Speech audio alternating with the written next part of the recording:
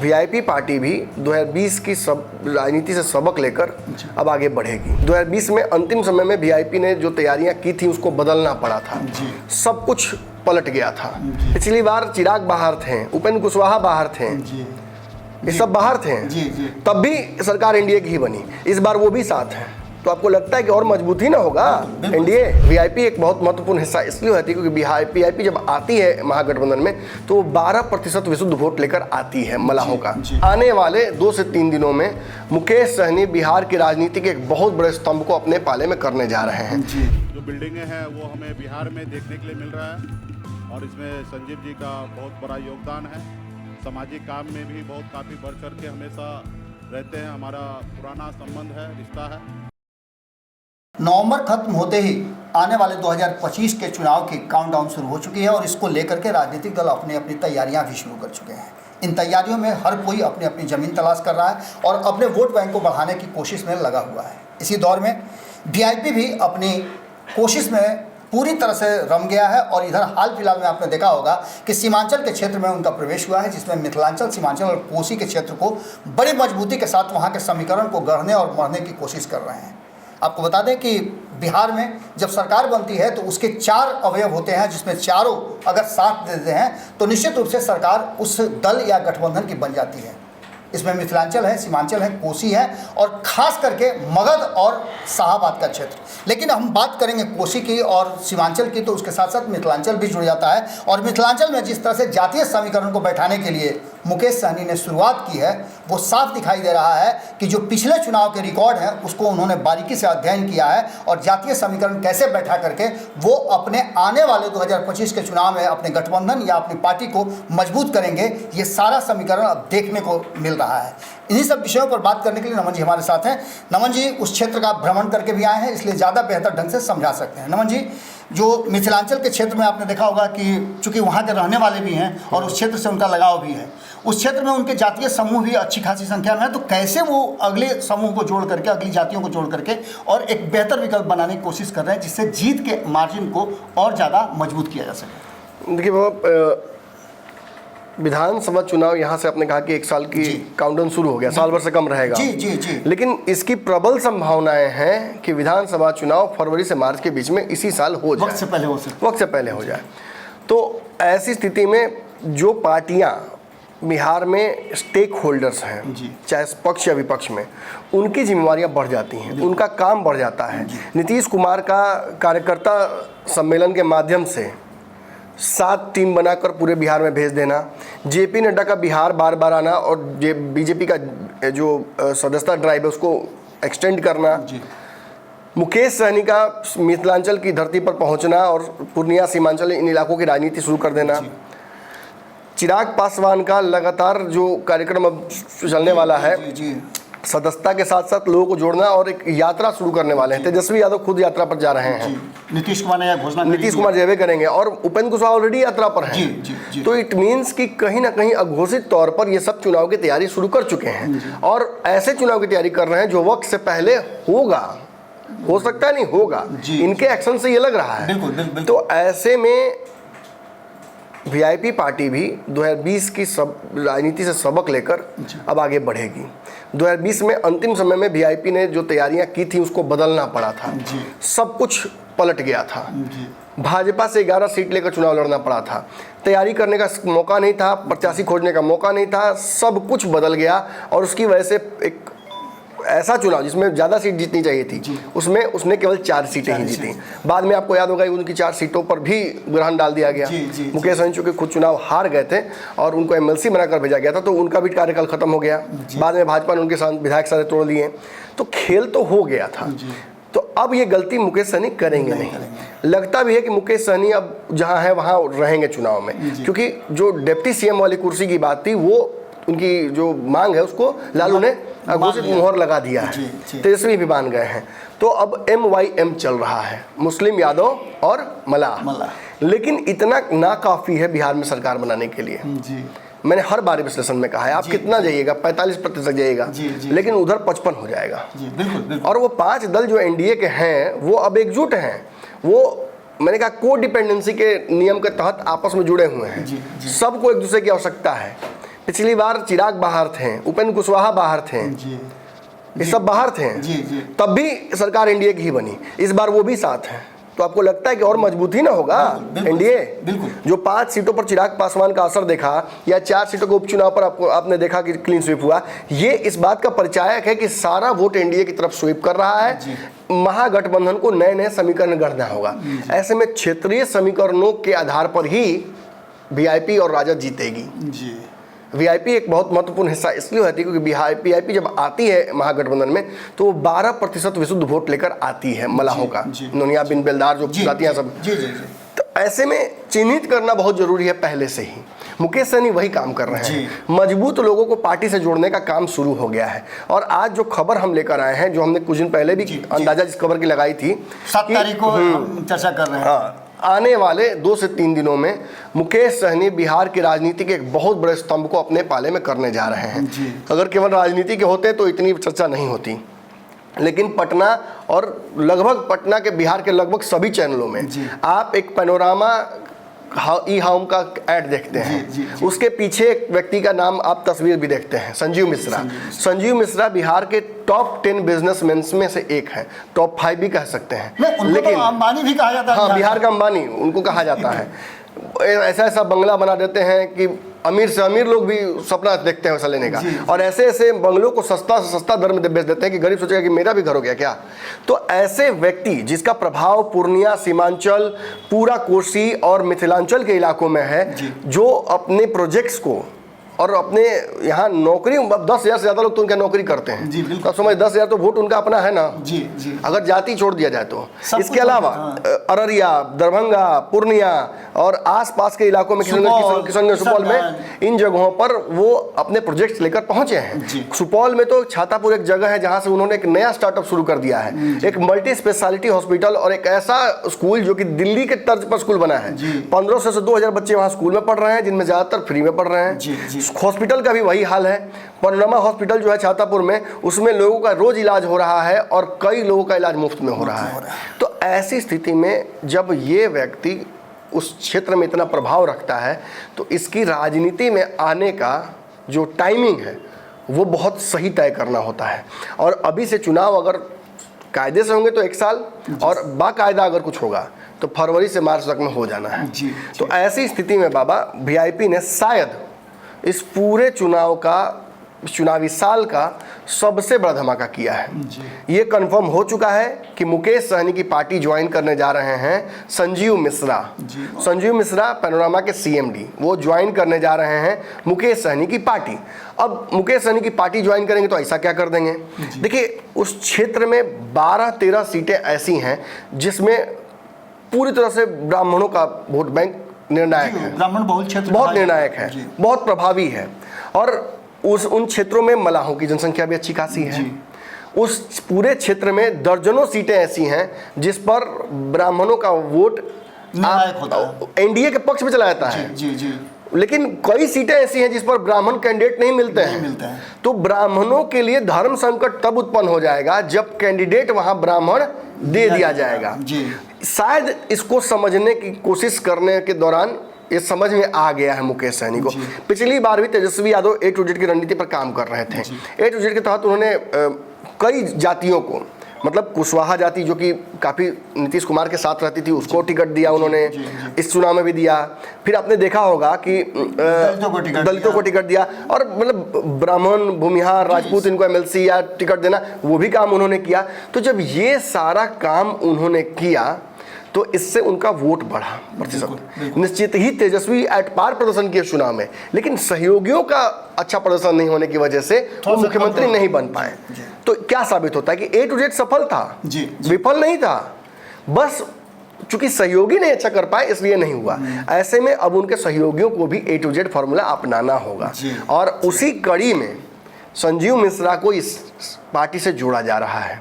जोड़ने का मकसद विशुद्ध रूप से ब्राह्मण वोट बैंक को अपने पाले में करना है। उस क्षेत्र में संजीव मिश्रा के प्रभाव को भुनाना है। तेजस्वी से लेकर मुकेश सहनी दोनों संजीव मिश्रा को चाहते थे कि वो महागठबंधन में आ जाए।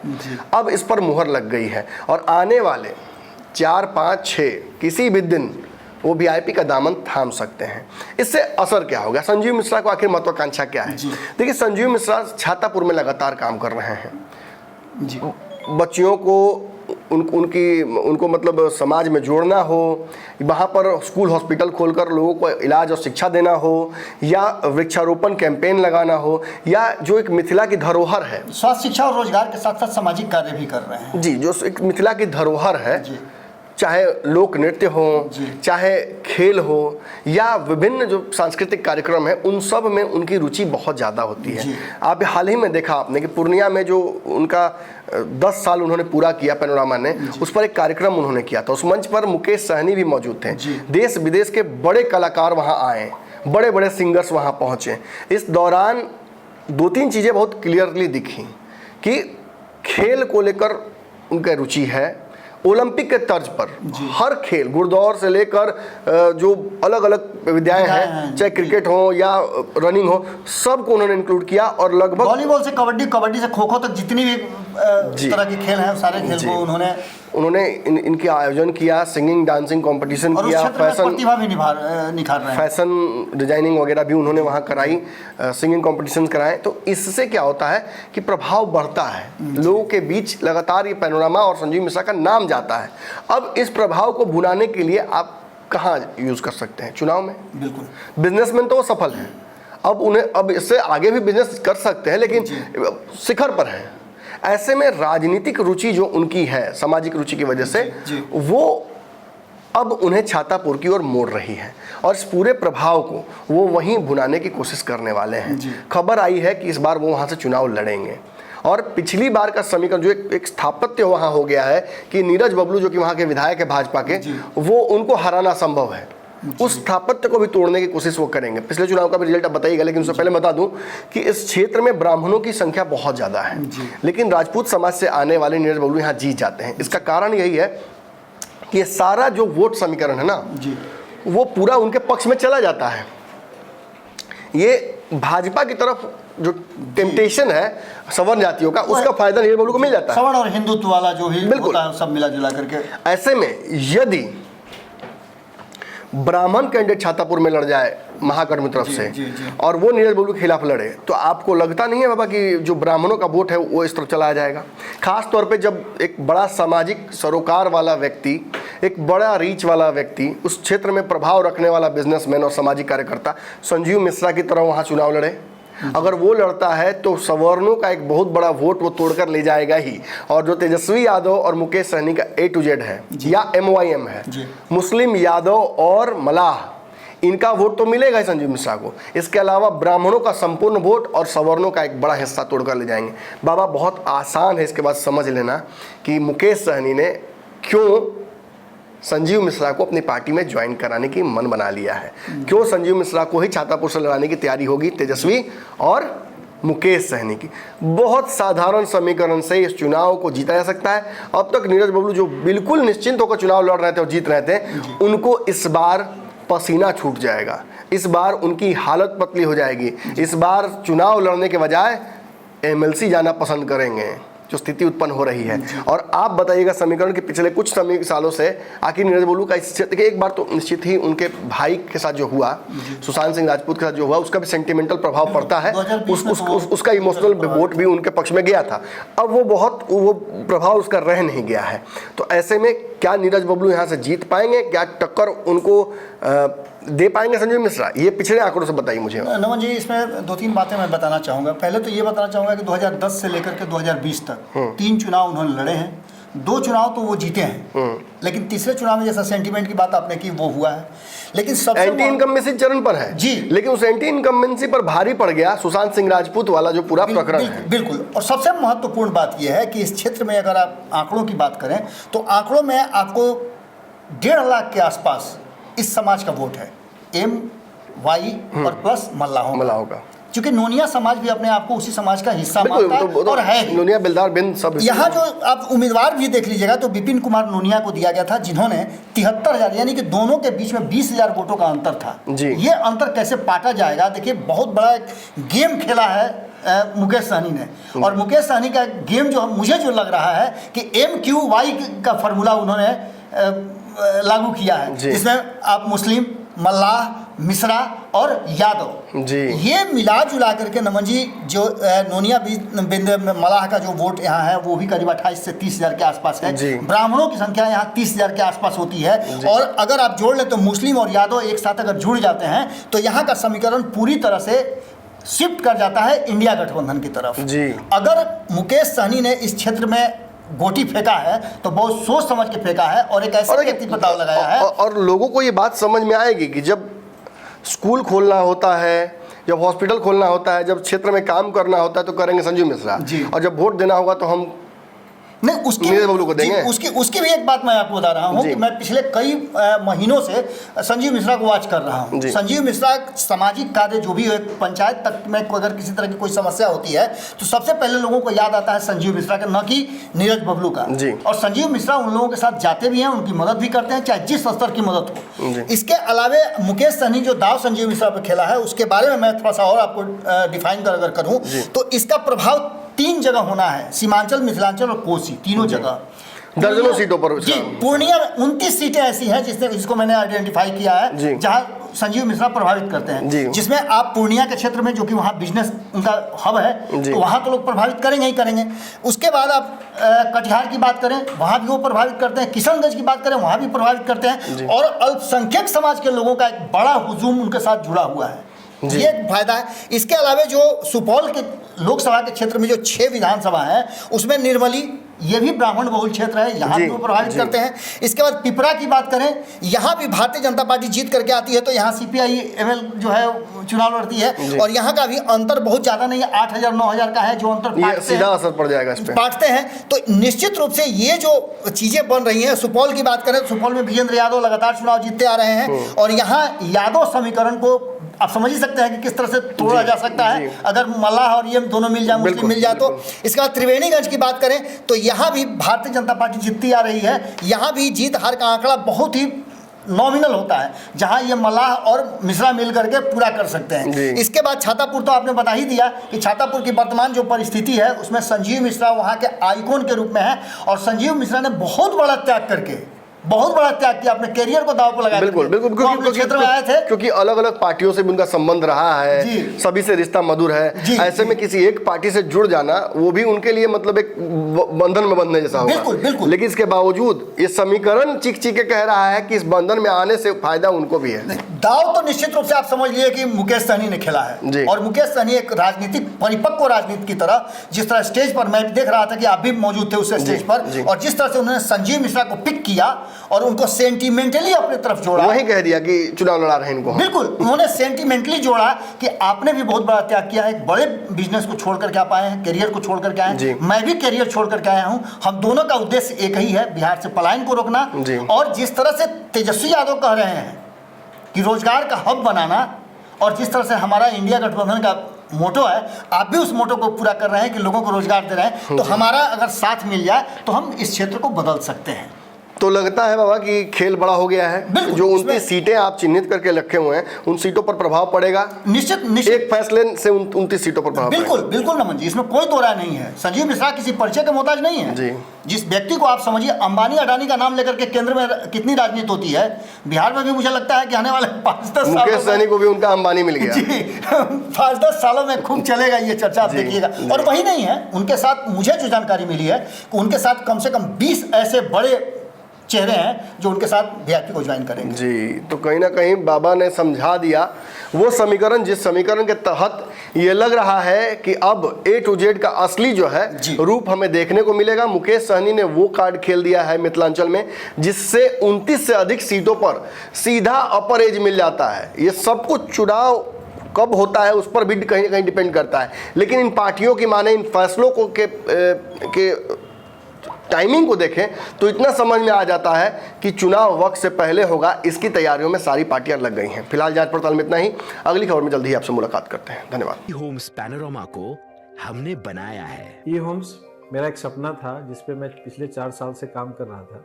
हमने जो बनाया है वो सबने है माना। ई होम्स पैनोरामा में हो आपका भी आशियाना।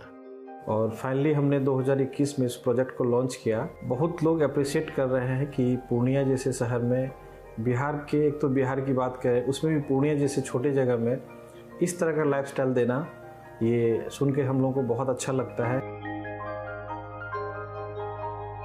ई होम्स में हमने कुछ और भी किया है, जैसे हम जिस जगह में रह रहे हैं हमारे फैमिली सिक्योर हो, उनको सिक्योरिटी का ध्यान में रखा है।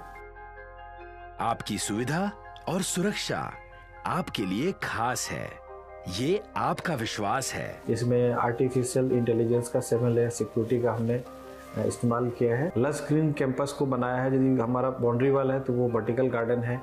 ये जितनी भी फैसिलिटी होता है एक इंटरनेशनल टाउनशिप में, ई होम्स है, ये हम लोग विश्वास नहीं कर पा रहे हैं। जो भी हमारे मित्र दोस्त या जो भी हमारे बाहर के बाहर आते हैं तो हम लोगों को बहुत अच्छा सुनने को मिलता है और बहुत अच्छा क्रेडिट मिल रहा है। वो सारा हमने सिर्फ एक बिल्डिंग नहीं बनाया, हमने एक बहुत अच्छा लाइफस्टाइल दिया ई होम्स में, और मेरा एक सपना था जिसको मैं आज फुलफिल होते हुए देख पा रहा हूँ। ये आपका आवास है। ई होम्स पैनोरामा में अब आपका निवास है। E homes Panorama, luxurious lifestyle redefined. Panorama group, जो सोचता है वो करता है। अगर ये वीडियो पसंद आई और वह बिहार के राजनीति और बिहारियत से सरोकार रखेनी तो सब्सक्राइब बटन दबा के चैनल के सब्सक्राइब कर ली। ओजे एगो घंटी बा, ओकरा बटन दबा देला से कुल सटीक और मारक खबर रुआ मुफ्त में मिल जाई। अगर रुआ पत्रकारिता के हमनी के नया प्रयोग में सहयोग कर चाहतानी तो ज्वाइन बटन दबा दी। पेटीएम नंबर नोट कर ली 93868167